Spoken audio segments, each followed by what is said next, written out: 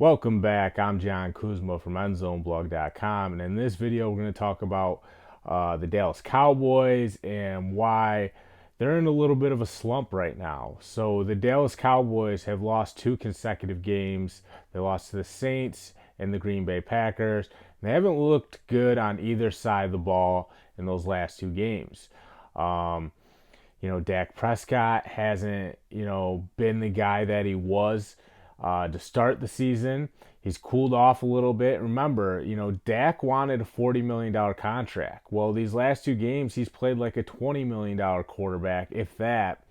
And clearly, Dallas needs more from him if they're going to keep, stacking wins and, be the team to beat in the NFC East. And then on the defensive side of the ball, Leighton Vander Esch, Jalen Smith, those guys were not making enough plays against the Green Bay Packers. Aaron Jones carved them up for 4 touchdowns. It was just tough to watch them fall behind so quickly and just be shell shocked in that game. They just completely got showed up on their home field by the Packers. It didn't look good. And you have to remember, uh, Jason Witten came out of retirement because he believed this team was a Super Bowl contender. He thought they could win it all. So far, that assessment has been way off. And now the Packers are in trouble, the Cowboys are in trouble because they're on the cusp of, losing control of this division. The Philadelphia Eagles could, jump past them if they win and the Cowboys lose. So the last thing Dallas wants to do is give up their spot to their division rival and a team that we knew Dallas would have trouble with as the season plays out. We knew it was going to come down to Dallas and Philadelphia. And at the beginning of the season, it was like, oh, Dallas has this division, and Philly aren't. They're not who we thought they were.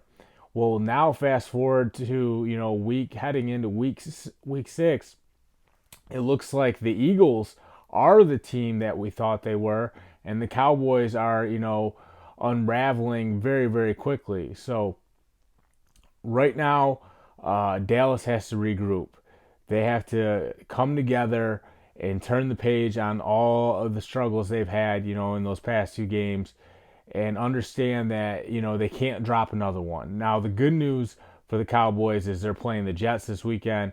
They should be able to beat that team. They're obviously the better team, but Sam Darnold is back, and that's gonna create some challenges.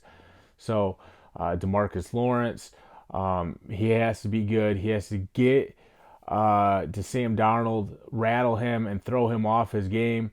Obviously, Smith and Vander Esch have to contain Le'Veon Bell, but they got to have this game because they still play New England, the Los Angeles Rams, and the Eagles. They actually play the Eagles twice.